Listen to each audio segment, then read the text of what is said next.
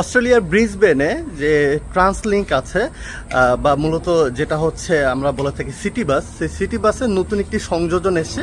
সেটা হচ্ছে বেশ বড় একটা বাস দিয়েছে তারা, সেটাকে বলছে মেট্রো বাস, এবং এটা হচ্ছে নতুন একটা সংযোজন, লং ভেহিকেল।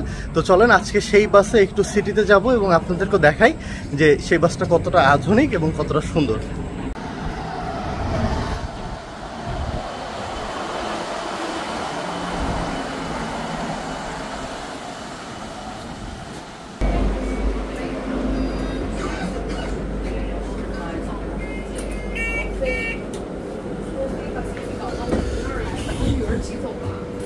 আজকে প্রথম উঠলাম এই বাসে। এই বাসটা বেশ লম্বা একটা বাস আর কি, 3 খণ্ডে খণ্ডিত বাস।